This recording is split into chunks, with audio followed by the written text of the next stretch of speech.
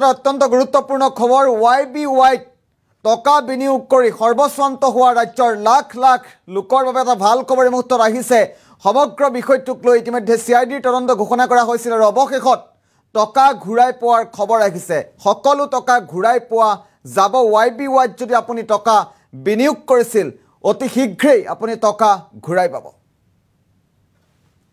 এটা breaking news এই মুহূৰ্তত YBY এপত টকা হেৰুৱা গ্ৰাহকলৈ বৃহৎ ঘোষণা CID আৰম্ভ কৰিছে তদন্তৰ প্ৰক্ৰিয়া টকা আপুনি ঘূৰাই পাব গ্ৰাহকে ঘূৰাই পোৱাৰ সম্ভাৱনা হেৰুৱা ধন ব্ৰেকিং নিউজ এই মুহূৰ্তত অন্য ট্ৰেডিং এপৰ বিৰুদ্ধে ৰাজ্যত আৰম্ভ হ'ব আৰক্ষীৰ তদন্ত আৰু YBY সৰ্বস্বান্ত হোৱা লোকসকলে টকা ঘূৰাই পোৱাৰ সম্ভাৱনা RBIৰ নীতি উলংঘা কৰা সকলো ট্ৰেডিং এপ আহিব আৰক্ষীৰ তদন্তলৈ YBYৰ সমান্তৰালকৈ অন্য এপৰ বিৰুদ্ধে ৰুজু হ'ব গোচৰ আৰক্ষীয়ে শীঘ্ৰেই মুকলি কৰিব বিশেষ হেল্পলাইন নম্বৰ ট্ৰেডিংৰ নামত লাখ লাখ লোকক লুটি থকা সকল সাৱধান হেল্পলাইন নম্বৰত এনে এপৰ বিৰুদ্ধে গ্ৰাহকে দিব পাৰিব অভিযোগ অতি শীঘ্ৰেই হেল্পলাইন নম্বৰ মুকলি কৰিব টকা হেৰুৱাৰ লগে লগেই জনাব পাৰিব আৰক্ষীক অসমৰ লগতে উত্তৰ পূবৰ বহু লোকে YBYত হেৰুৱাইছে কোটি কোটি টকা আৰু তদন্তত টকা হেৰুৱা লোকৰ সঠিক তথ্য পালে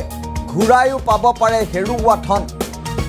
আৰু YBY এপত টকা হেৰুৱা গ্ৰাহকৰ বাবে এটা অত্যন্ত জৰুৰী খবৰ এই মুহূৰ্তত আমি জনোৱাৰ চেষ্টা কৰিছোঁ সমগ্ৰ বিষয়টোক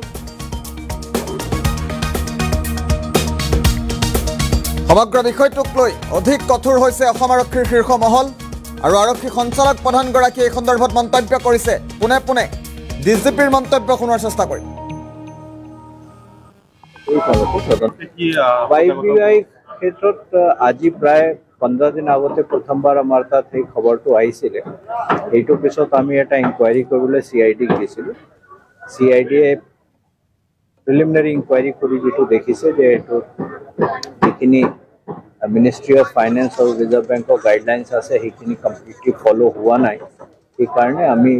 CID এটা কেছ ৰেজিষ্টাৰ কৰিব দিছোঁ তো CID আজি প্ৰায় 3 দিন 4 দিন আগতে এটা কেছ ৰেজিষ্টাৰ কৰিছে কেছ ৰেজিষ্টাৰ কৰি তেওঁলোকে তদন্ত আৰম্ভ কৰিছে তদন্তত যি যেনেকৈ ওলাই হিমতে একশন তদন্তত যি ওলাব এই আমিতো তদন্তৰ কথাহে ক'ব পাৰিম তদন্তত যি ওলাব সেইটো তদন্ত কেইদিনমান হৈ লওক তাৰপিছত গম পোৱা যাব কিমান মানুহৰ পৰা পইচা লৈছে কি হৈছে ঘটনাটো তাৰপিছত আমি ক'ব পাৰিম এইটো মই CID কৈ দিম এতিয়া চাকে নম্বৰ দিয়া হোৱা নাই আমি CID কৈ দিম তেওঁলোকে এটা নম্বৰ দি দিব য'ত যদি কোনোবা কাৰোবাৰ অসুবিধা হৈছে নে কাৰোবাৰ পইচা লৈছে আৰু ঘূৰাই দিয়া নাই সেইটো তেওঁলোকে এটা নম্বৰ দিব তদন্তৰ পিছত পইচা ঘূৰাই পাব বুলি তদন্ত হোৱাৰ পিছতহে ক'ব পৰা যাব যে কেনেকুৱা কি ওলাই তদন্ত আজি এতিয়া মই আপোনাক কৈছোঁ 3-4 দিনহে হৈছে 3-4 দিনৰ ভিতৰত তদন্তত গোটেইখিনি কমপ্লিট কৰিব পৰা নাযায়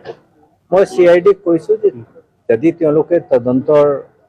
টাইমত এনেকুৱা পায় যে আৰু তেনেকুৱা আছে যিখিনি আমাৰ যিখিনি মিনিষ্ট্ৰি অফ ফাইনেন্স আৰু RBI গাইডলাইনছ ভাইলেট কৰিছে নহ'লে চিট ফাণ্ড এক্ট ভাইলেট কৰিছে আৰু যদি তেনেকুৱা খবৰ আহে দুটা কাম কৰিব লাগে এটাতো আইনগতভাৱে যিটো ব্যৱস্থা ল'ব লাগে সেইটো ল'ব লাগে আৰু 2 নম্বৰ পাব্লিকৰ মাজত এটা সজাগতা আনিবলৈ এৱেৰনেছ আনিবলৈ তেওঁলোকে এইটো এটা কেম্পেইন চলাব লাগে পাব্লিকক এৱেৰ কৰিব আৰক্ষীৰ ফালৰ পৰা কিবা কেম্পেইন থাকিব নেকি CID আৰক্ষী CID টো আৰক্ষী CID কথা কিবা ক'ব বিচাৰিব নেকি মনটো মানে ইনভেষ্টিগেশ্যন প্ৰিলিমিনাৰী এটলিষ্ট নোহোৱালৈকে মই বিশেষ ক'ব নোৱাৰিম ফাৰ্ষ্ট আমি এইটো চাই ল'ব লাগিব কি হৈছে আপোনাৰ কেনেকৈ হৈছে বেআইনীভাৱে কি কৰা হৈছে চাই ল'ব তাৰপিছত YBY ক্ষেত্ৰত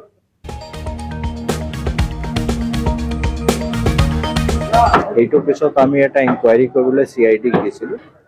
CID প্ৰিলিমিনাৰী ইনকুৱাৰী কৰি যেটো দেখিছে যে এটো যিখিনি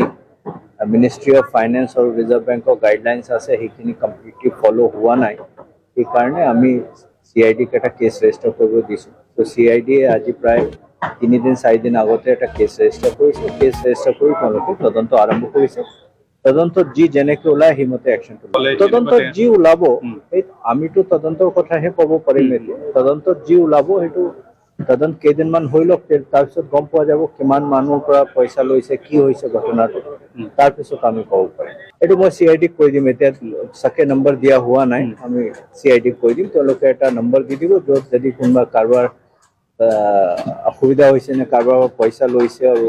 ঘূৰাই দিয়া নাই সেইটো তেওঁলোকে এটা নম্বৰ দিব তদন্তৰ পিছত পইচা ঘূৰাই পাব বুলি তদন্ত হোৱাৰ পিছতহে ক'ব পৰা যাব যে কেনেকুৱা কি ওলাই তদন্ত আজি এতিয়া মই আপোনাক কৈছো 3-4 দিনহে হৈছে 3-4 দিনৰ ভিতৰত তদন্তত গোটেইখিনি কমপ্লিট কৰিব পৰা নাযায় মই CID-ক কৈছো যে যদি তেওঁলোকে তদন্তৰ টাইমত এনেকুৱা পায় যে আৰু তেনেকুৱা আছে যিখিনি আমাৰ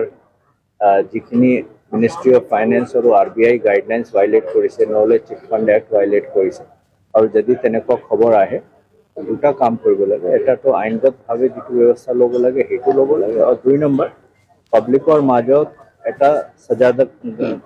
আনিবলৈ অৱেৰনেছ আনিবলৈ তেওঁলোকে এইটো এটা কেম্পেইন চলাব লাগে পাব্লিকক অৱেৰ কৰিব লাগে আৰক্ষীৰ ফালৰ পৰা কিবা কেম্পেইন থাকিব নেকি CID আৰক্ষী CID-টো আৰক্ষী CID কথা কিবা ক'ব বিচাৰিব নেকি মন্ত্ৰী মানে ইনভেষ্টিগেশ্যন